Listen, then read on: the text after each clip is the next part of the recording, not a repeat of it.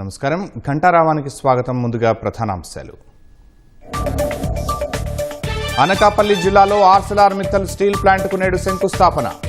సాయంత్రం భూమి పూజ చేయనున్న CM Chandrababu.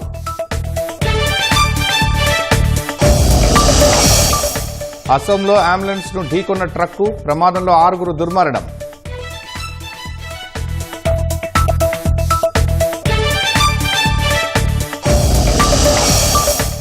Iran ballistic missile unit ను ధ్వంసం చేశామన్న అమెరికా. అణు కేంద్రాలు, సైనిక స్థావరాలే లక్ష్యంగా పరస్పర దాడులు.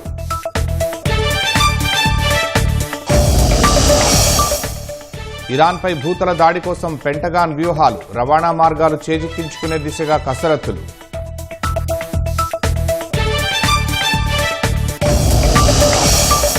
ఉత్తర కొరియా పాలనా యంత్రాంగంలో కిమ్కు మరింత పట్టు. స్టేట్ అఫైర్స్ కమిషన్ అధ్యక్షుడిగా తిరిగి ఎన్నిక.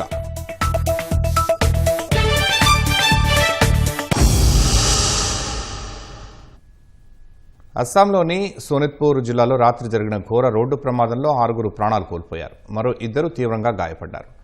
ధేకియాజులీలో 15వ నంబర్ జాతీయ రహదారిపై రోగిని తీసుకువెళ్తున్న ఒక అంబులెన్స్ ఎదురుగా వస్తున్న ట్రక్కును బలంగా ఢీకొట్టింది. ఈ ఘటనలో అంబులెన్స్లో ప్రయాణిస్తున్న వారిలో 6 అక్కడికక్కడే ప్రాణాలు కోల్పోయారు. ఘటనాస్థలికి చేరుకున్న పోలీసులు క్షతగాతులను అతి కష్టం మీద వెలికితీసి ఆసుపత్రికి తరలించారు. ధ్వంసమైన వాహనాలను తొలగించి జాతీయ రహదారిపై ట్రాఫిక్ను పునరుద్ధరించారు.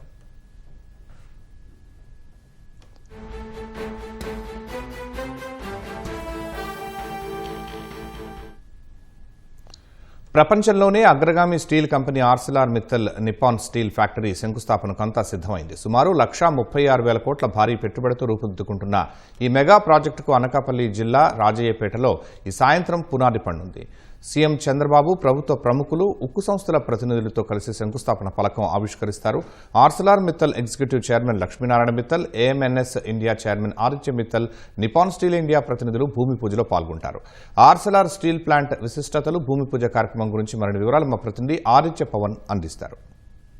ప్రపంచ అగ్రగామి స్టీల్ సంస్థ ఆర్సెలర్ మిట్టల్ నిపుణ్ స్టీల్స్ అనకాపల్లి జిల్లా రాజయ్యపేటలో ఫ్యాక్టరీకి పునాది పడుతోంది. మరికొద్ది గంటల్లో భూమి పూజ కార్యక్రమానికి రాష్ట్ర ముఖ్యమంత్రి చంద్రబాబు పాల్గొని, అలాగే కేంద్ర మంత్రులు, రాష్ట్రం నుంచి ప్రాతినిధ్యం వహించేటువంటి కేంద్ర మంత్రులు, డిప్యూటీ సీఎం పవన్ కళ్యాణ్, రాష్ట్ర మంత్రి లోకేష్, ఇతర మంత్రులంతా కూడా ఈ వేడుకలో పాల్గొంటున్నారు. ఈ వేడుకకి అన్ని ఏర్పాట్లు చేశారు. ముఖ్యంగా ఈ ప్రధానమైన వేదిక మీదే అతిరథ మహారథులు కూడా ఆసీనులు అవుతారు. ఎందుకంటే ఇది ఒక చారిత్రాత్మకమైనటువంటి ఘట్టంగా భావించుకోవచ్చు. అనకాపల్లి జిల్లా పారిశ్రామిక అభివృద్ధికి పునాది పలికేటువంటి అంశంగా భావించుకోవచ్చు. ఆర్సెలర్ మిట్టల్ నిపుణ్ సంస్థ ప్రపంచంలో అగ్రగామి స్టీల్ సంస్థ. సుమారుగా 1,50,000 కోట్ల రూపాయల పెట్టుబడిని ఆంధ్రప్రదేశ్లో అనకాపల్లి జిల్లాలో ఏర్పాటు చేస్తోంది. మొదటి దశ 2029కి పూర్తి చేస్తారు.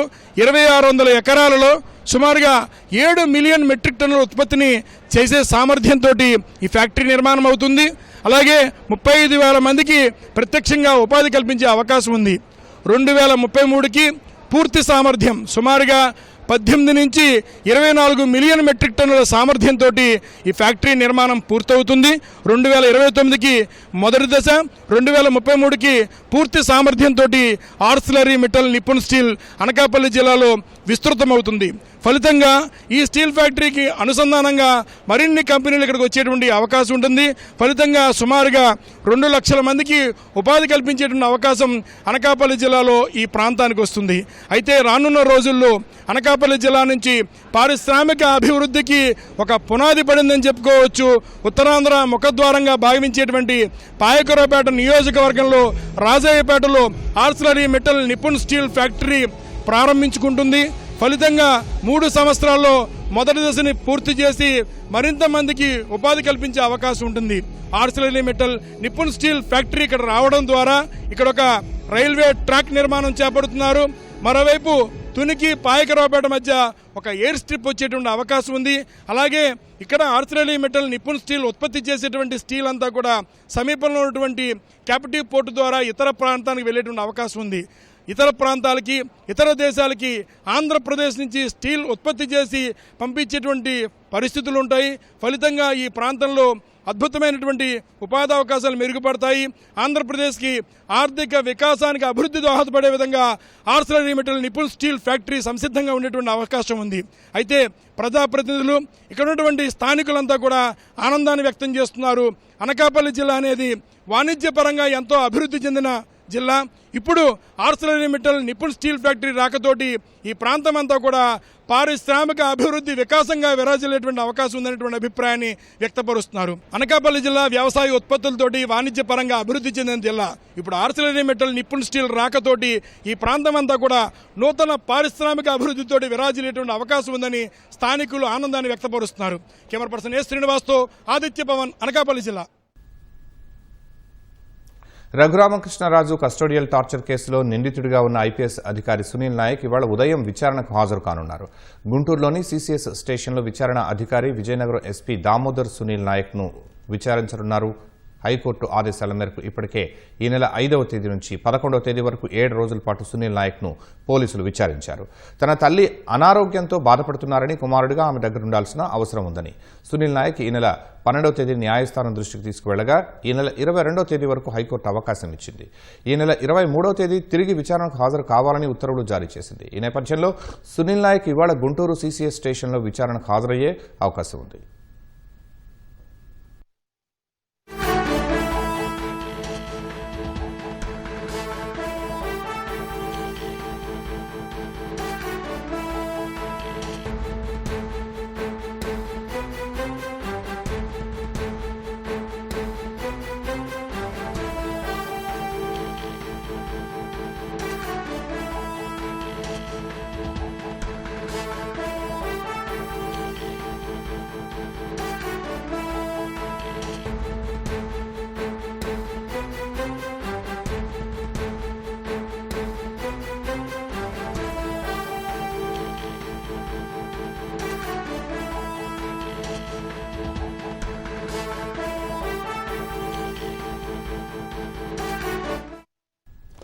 ఐపీఎస్ సునీల్ నాయక్ విచారణకు సంబంధించి మరింత సమాచారం మా ప్రతినిధి వీరాంజనేయులను అడిగి తెలుసుకున్నాం. వీరాంజనేయులు, రఘురామ కస్టోడియల్ టార్చర్ కేసులో ఐపీఎస్ సునీల్ నాయక్ ను ఏ అంశాలపై ప్రశ్నించే అవకాశం ఉంది?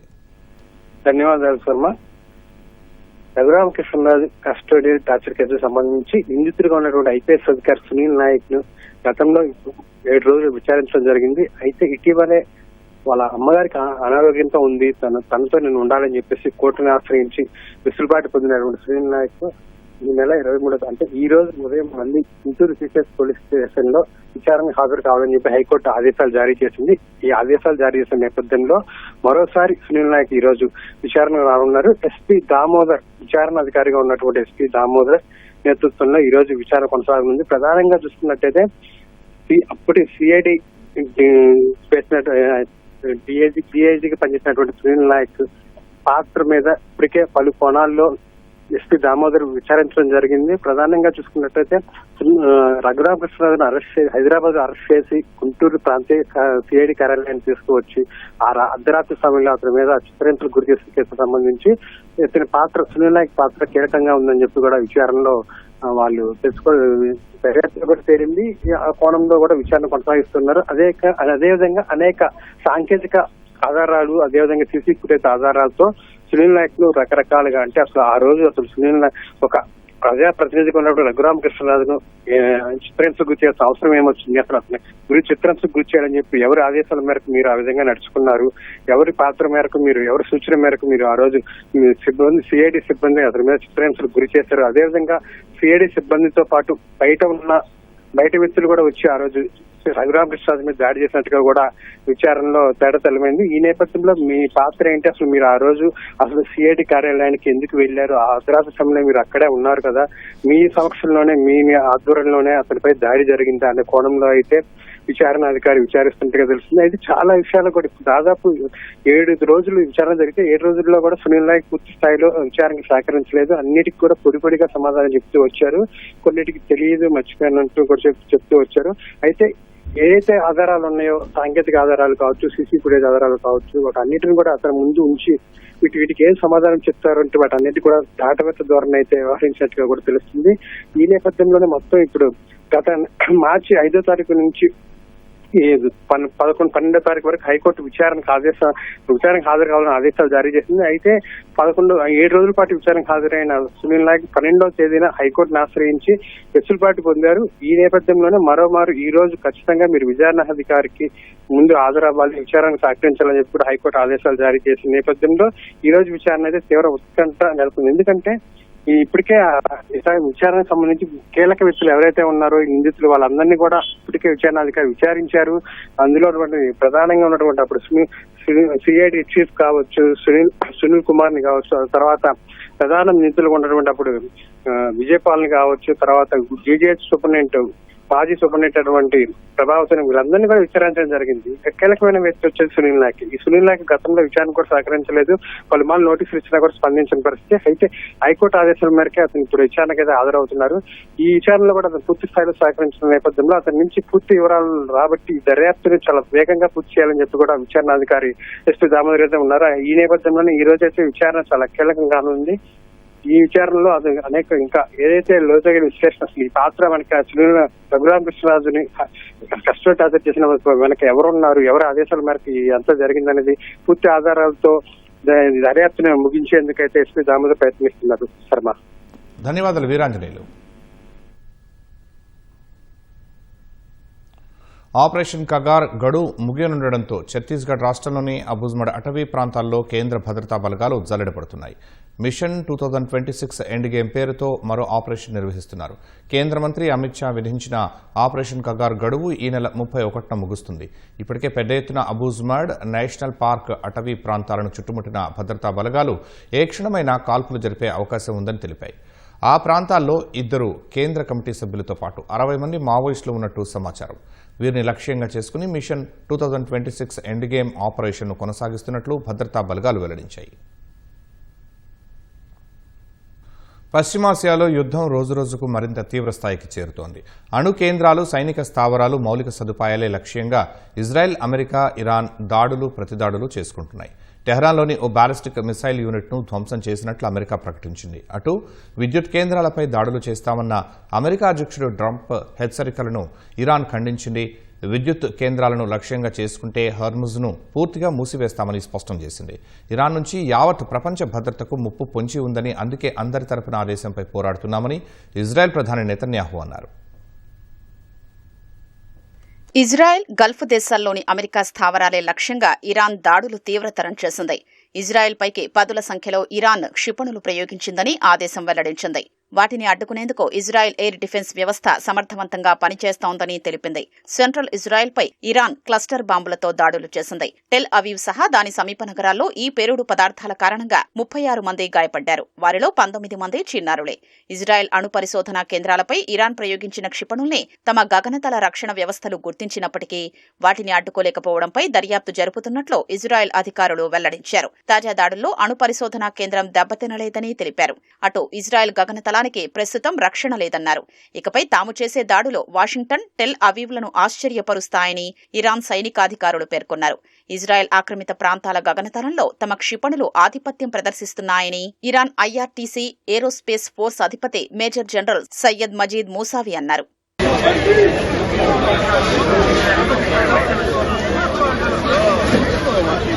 హర్ముజ్ సమీపంలో శత్రువులకు చెందిన F-15 యుద్ధ విమానాన్ని కూల్చివేశామని ఇరాన్ తెలిపింది. F-15ను తమ గగనతల రక్షణ వ్యవస్థ విజయవంతంగా లాకింగ్ చేస్తున్నట్లున్న వీడియో ఒకటి ఇరాన్ మీడియాలో విడుదలైంది. అమెరికా సహా సౌదీ అరేబియా, ఇజ్రాయెల్, ఖతార్ వంటి పశ్చిమాసియా దేశాల వద్ద F-15లు ఉన్నాయి. బీర్షెబా, కిర్యాత్ ఘాట్ ప్రాంతాల్లోని సైనిక స్థావరాలపై ఇరాన్ క్షిపణుల్ని ప్రయోగిస్తోంది. కువైట్లోని అలీ అల్ సలేం బేస్పై దాడి చేసింది. యుఏఈలోని అల్ మిన్హాద్, అల్ దఫ్రా బేస్లను ఐఆర్జీసీ లక్ష్యంగా చేసుకుంది. సౌదీపైకి దాదాపు 60 డ్రోన్లను ప్రయోగించింది. అయితే రియాద్ రక్షణ వ్యవస్థలు వాటిని అడ్డుకున్నాయి. ఖతార్కు చెందిన ఓ హెలికాప్టర్ సాంకేతిక లోపం కారణంగా పర్షియన్ గల్ఫ్లో శనివారం కూలిపోయింది. ఈ దుర్ఘటనలో 6 మృత్యువాత పడ్డారు. వారిలో 3 ఖతార్ భద్రతా బలగాల సిబ్బంది, 3 తుర్కీయే జాతీయులు ఉన్నారు. తమ నగరాలపై ఇరాన్ దాడులు ఉధృతం కావడంతో ఇజ్రాయెల్ కూడా టెహ్రాన్పై విరుచుకుపడింది. కీలక కార్యాలయాలు, మౌలిక సదుపాయాలు, సైనిక స్థావరాలపై ఇజ్రాయెల్, అమెరికా బాంబులతో విరుచుకుపడుతున్నాయి. తూర్పు టెహ్రాన్లో ఉన్న ఇరాన్ బాలిస్టిక్ మిస్సైల్ అసెంబ్లింగ్ యూనిట్ను ధ్వంసం చేసినట్లు అమెరికా ప్రకటించింది. అటు ఉత్తర ఇజ్రాయెల్లోని కిబుట్జ్ ప్రాంతంపై ఆదివారం రాకెట్ దాడిలో ఓ వ్యక్తి మరణించాడు. దక్షిణ లెబనాన్లోని ఇజ్రాయెల్ సైన్యం చేసిన దాడిలో 4 హెజ్బుల్లా మిలిటెంట్లు హతమయ్యారు. విద్యుత్ కేంద్రాలపై దాడులు చేస్తామన్న అమెరికా అధ్యక్షుడు ట్రంప్ హెచ్చరికల్ని ఇరాన్ ఖండించింది. తమ విద్యుత్ కేంద్రాలపై దాడులు చేస్తే హర్మూజ్ను తెరిచేదే లేదని స్పష్టం చేసింది. విద్యుత్ కేంద్రాల్ని లక్ష్యంగా చేసుకుంటే హర్మూజ్ను పూర్తిగా మూసేస్తామని తేల్చి చెప్పింది. ఇజ్రాయెల్ విద్యుత్ కేంద్రాల్ని సైతం తాము లక్ష్యంగా చేసుకుంటామని ఇరాన్ తెలిపింది. మౌలిక సదుపాయాలు, సమాచార, ప్రసార సాంకేతికతల్ని లక్ష్యంగా చేసుకుంటామని పేర్కొంది. పశ్చిమాసియాలోని అమెరికా భాగస్వామ్య కంపెనీలు కూడా పూర్తిగా నాశనం చేస్తామని హెచ్చరించింది.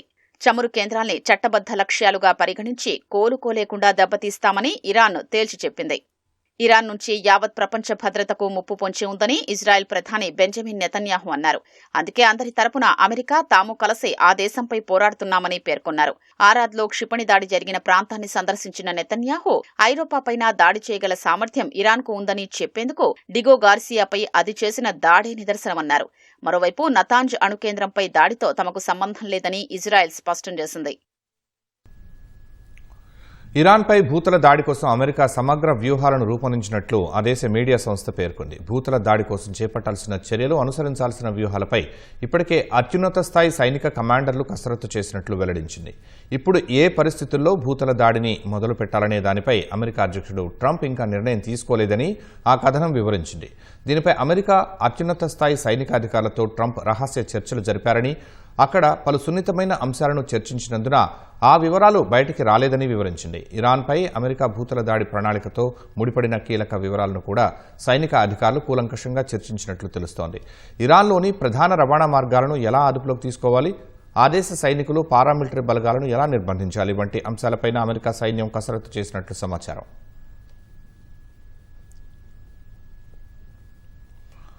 ఇరాన్, అమెరికా, ఇజ్రాయెల్ యుద్ధంలోకి తాము వెళ్లేది లేదని బ్రిటన్ తేల్చి చెప్పింది. తమ జాతీయ, ప్రాంతీయ భద్రతా ప్రయోజనాల పరిరక్షణకు కట్టుబడి ఉంటామని బ్రిటన్ మంత్రి స్టీవ్ రీడ్ స్పష్టం చేశారు.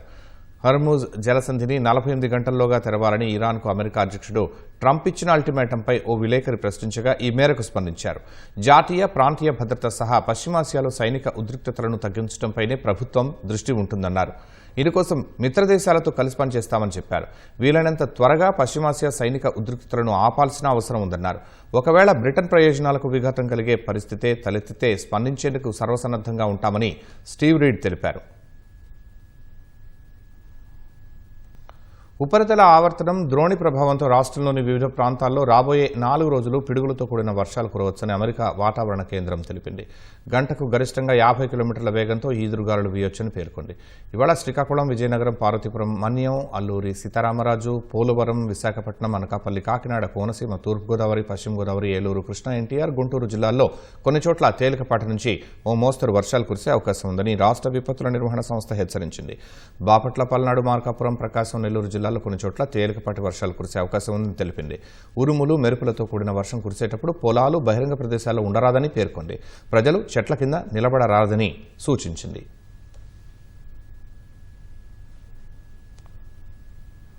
ఉడకని మటన్ కథ మీకు తెలుసా? సామాజిక మాధ్యమాలతో పాటు అనంతపురం జిల్లాలో ఇప్పుడు ఈ వ్యవహారం ఆసక్తికరంగా మారింది. తలకాయ కూర ఉడకలేదంటూ మటన్ షాపు యజమానిపై ఫిర్యాదు చేసేందుకు ఓ వ్యక్తి పోలీస్ స్టేషన్కు వెళ్లడం అందరినీ ఆశ్చర్యపరిచింది. ఈ వింత ఘటన అనంతపురం జిల్లా తాడిపత్రిలో జరిగింది. హాజీ అనే వ్యక్తి ఉగాది తర్వాత ఆనవాయితీగా పండుగ విందు చేసుకోవాలని భావించాడు. మార్కెట్కు వెళ్లి తలకాయ కూర కొన్నాడు. అయితే తలకాయ ఎంతకీ ఉడకలేదు. కుక్కర్లో పెట్టి సుమారు 20 విజిల్స్ వచ్చే వరకు ఉంచినా ఉడక్కపోవడంతో తలకాయ కూర నాణ్యతపై సందేహం వచ్చింది. విక్రయదారుడికి బుద్ధి చెప్పాలనుకుని వండిన తలకాయ కూర పాత్రతో సహా పోలీస్ స్టేషన్కు వెళ్లి ఫిర్యాదు చేశాడు.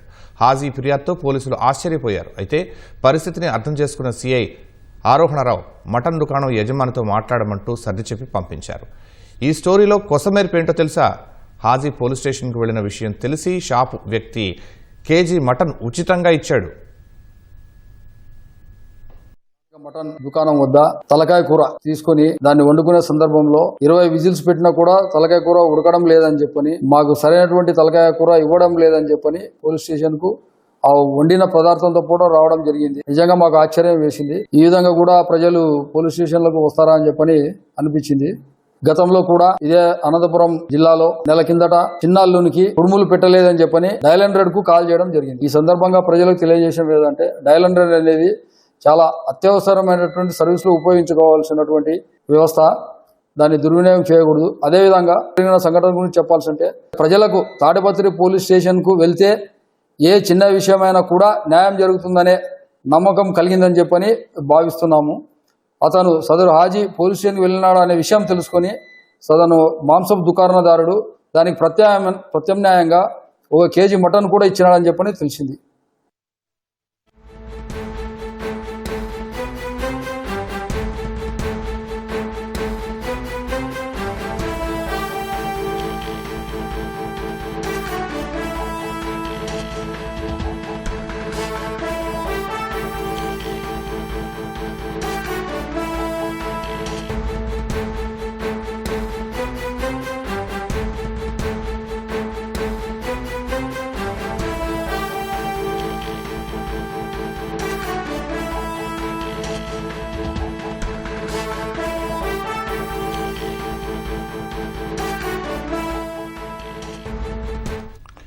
తాజాంశం చూస్తున్నాం. స్టాక్ మార్కెట్లపై పశ్చిమాసియా యుద్ధ ప్రభావం కొనసాగుతోంది.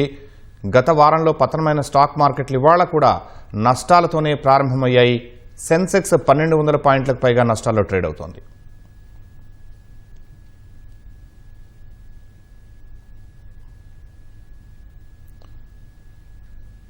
ఇక ఇదే అంశంపై మరింత సమాచారం స్టాక్ మార్కెట్ విశ్లేషకులు సుందరరామరెడ్డిని అడిగి తెలుసుకుందాం.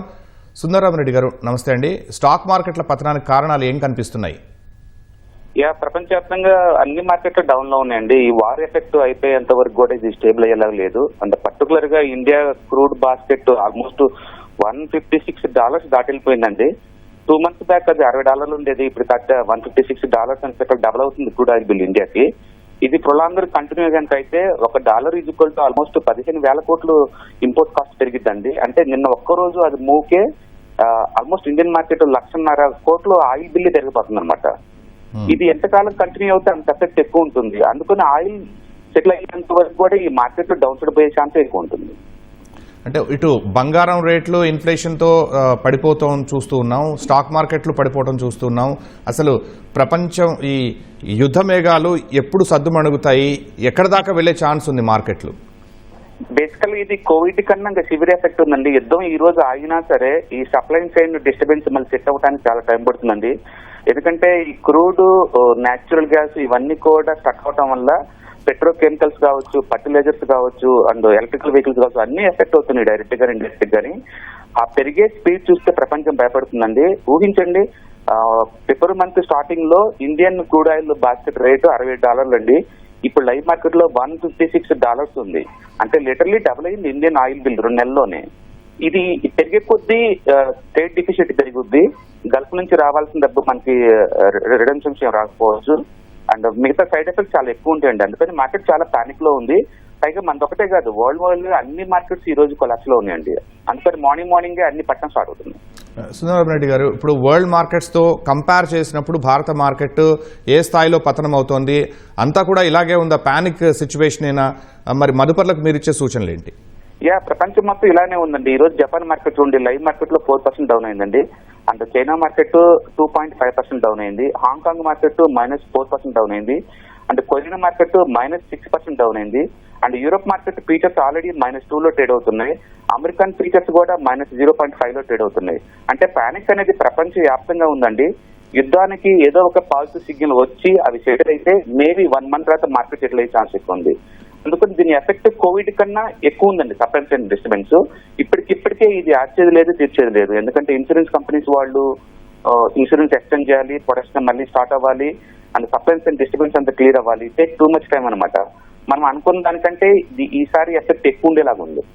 అంటే ఇప్పుడు ప్రభుత్వం ఎలాంటి చర్యలు తీసుకుంటోంది? ఇప్పుడు స్వదేశీ పెట్టుబడిదారులు గరిష్టంగా ఎక్కువగా పెట్టుబడులు చేసేవాళ్ళు, అంటే ప్రభుత్వం నుంచి పెట్టుబడులు ఏమైనా ఆపగలుగుతాయా ఈ మార్కెట్ పతనాన్ని? అంటే ఎంతవరకు వెళ్తుంది? మీరు కోవిడ్ అన్నారు కదా, ఆ సిచ్యువేషన్ అంటే 21,000 టచ్ అవుతుందా నిఫ్టీ? మేబీ అండి. ఈ పానిక్ 2-3 రోజులు కంటిన్యూ చేస్తే ఈజీగా టచ్ అయ్యేలాగా ఉంది. ఎందుకంటే అది రోజుకి పర్ డే నిఫ్టీ అనేది ఒక 300 నుంచి 400 పాయింట్ పట్టడం అనేది జస్ట్ నార్మల్ అయిపోయింది. సెన్సెక్స్ 1000 పాయింట్లు పట్టడం అనేది జస్ట్ నార్మల్ అయిపోతుంది. అందుకని వరల్డ్ వైడ్ ఈ పానిక్ ఏదో ఒక పాజిటివ్ సిగ్నల్ వచ్చేంత వరకు డ్రాప్ అవుతూనే ఉంటుంది. అండ్ ఇండియన్ గవర్నమెంట్ వాళ్ళు క్రూడ్ ఎక్కడ పెడితే అక్కడ దొరికినట్టు కొంటున్నారండి. కొంటున్నారు కరెక్టే, కానీ $60 ఎక్కడ వన్ మంత్ బ్యాక్ ఉన్న రేటు ఇప్పుడు కొంటున్నది $156 ఎక్కడ. అంటే ఇది ఈ రేటు ఏదో ఒక రోజు కన్జ్యూమర్ మీద పాస్ చేస్తారు. ఇన్ఫ్లేషన్ పెరుగుతుంది వరల్డ్ వైడ్ గా, వడ్డీ రేట్లు టైట్ అవుతాయి. ఈ టేక్ ని స్టాక్ మార్కెట్ ఇష్టపడదు. అందుకని స్టాక్ మార్కెట్ ఫ్యూచర్ లో జరిగే అన్సర్టనిటీని ముందే డిస్కౌంట్ చేసుకుంటూ కింద పోతుందండి. రైట్, ధన్యవాదాలు సుందరం రెడ్డి గారు.